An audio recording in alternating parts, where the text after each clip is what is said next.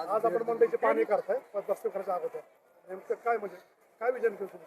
मी प्रचाराच्या वेळेस ज्यावेळेस आलो होतो त्यावेळेस त्यांना सांगितलं होतं, मी गुरुवारीच आलो होतो आणि मागच्या गुरुवारी शेवटचे दिवस राहिले होते मतदानापूर्वी.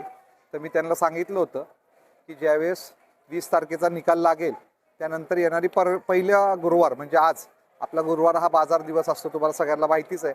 तर आज गुरुवारी बाजार दिवसाच्या दिवशी इथं काय काय समस्या असतात, मग पार्किंगची समस्या असते. मी गाडी चालवत वर गेलो, वरून खाली चालत आलो, सगळीकडचे कानाकोपरा बघितला, कुठं कुठं काय काय अडचणी आहेत. तसंच आता बाहेर काटे हॉस्पिटलपर्यंत सुद्धा मंडई लागती, त्याबाबत सुद्धा माझ्या इथल्या माता भगिनींनी, भाजी विक्रेत्या आमच्या माता भगिनींनी त्यांना सांगितलं होतं की ते बाहेर बसल्यामुळं काही ठिकाणी आम्हाला व्यवसाय कमी होतो. तर त्या पद्धतीने नगरपालिकेचाही स्टाफ तिथं सगळा आहे. तर सगळ्यांचे प्रश्न समजून घेण्यासाठी आणि एकत्र जोपर्यंत आपण प्रश्न समजून घेत नाही तोपर्यंत आपण ते प्रश्न सोडवणार कसे, म्हणून ह्या सगळ्या गोष्टींचं प्रत्यक्ष पाहणीची जी आदरणीय दादांची आपल्याला शिकवण आहे ती प्रत्यक्ष पाहणी आज मी या ठिकाणी करायला आलो होतो.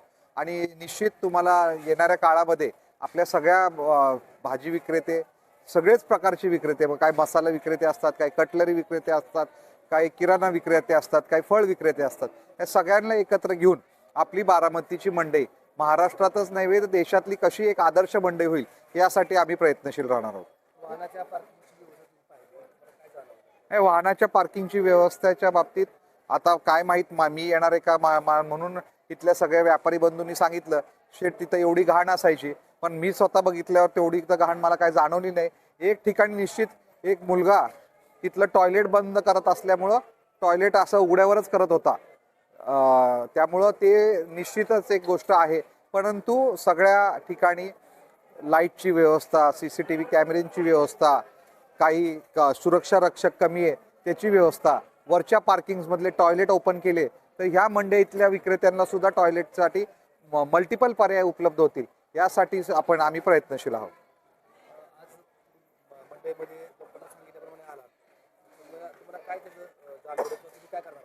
निश्चित आपल्याला प्रश्न तर समजून घेता येतात ना. ज्या दिवशी मंडई असते, गुरुवारची मंडई असते, त्या ठिकाणी आपण हे सगळे प्रश्न बघितल्यावर सगळ्यात जास्त प्रश्न कुठल्या दिवशी असतात तर गुरुवारी असतात, म्हणून गुरुवार हा दिवस निवडला.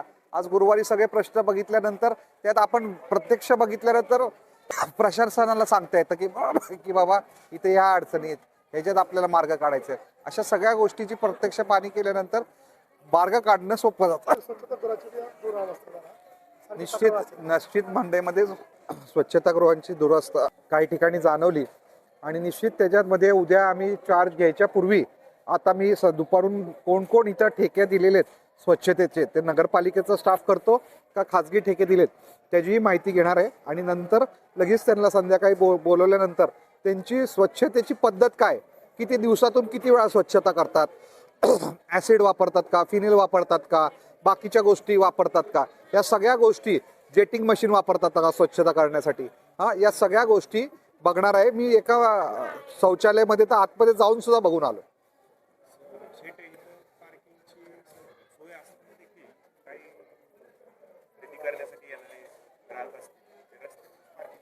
निश्चित त्याच्यामध्ये मी स्वतः गाडी चालवल्यानंतर ज्यावेळेस तुम्हाला माहीत असेल तुमच्याच माध्यमातून हा कार्यक्रम इथं झाला होता, त्यावेळेस 2017 ह्या मंडईचं उद्घाटन झालं होतं.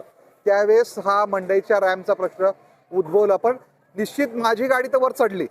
ज्यांना गाडी चालवण्यामध्ये कुठलीही अडचण नाही त्यांची गाडी निश्चित चढते, त्यामुळे ज्यांचा प्रश्न आहे त्या बाबतीत ती चढते. आता त्याच्यामध्ये मार्ग कसा काढायचा यासाठी आम्ही निश्चित आता काय कन्सल्टंट बोलून, काय आर्किटेक्ट बोलून काय करता येईल जेणेकरून आपल्या गाड्यावर सगळ्यांच्या पार्किंग होतील. आता काही ठिकाणी तर बाहेरचे गाळे, त्या बाहेरच्या गाड्यांच्या समोरच गाड्या लावल्यात, तर तिथं सुद्धा लोकांना आता जुनी मंडई आपण पाडली, जुनी मंडईवाल्यांना आपण इथं गाळे दिलेत, त्यामुळे रस्त्यावरची जागा कमी झाली, त्यामुळं सुद्धा पार्किंगचा प्रश्न उद्भवलाय. तुम्ही मागं बघताय की जुनी मंडईचं काम किती जोराने चालू आहे. पुढच्या 3-4 महिन्यातच आम्ही पहिल्या टप्प्यातले गाळे द्यायचा त्यांना प्रयत्न करणार आहोत. ते दिल्यानंतर हे सगळं मोकळं झाल्यावर पटांगण होईल आणि पटांगण झाल्यावर मला वाटत नाही की पार्किंगचा प्रश्न उद्भवेल, पण जरी असला ते निश्चित त्यासाठी हे वरचं पार्किंग कसं उपयोगात आणता येईल त्यासाठी आग्रहक्रमाने त्यामध्ये आम्ही लक्ष घालू.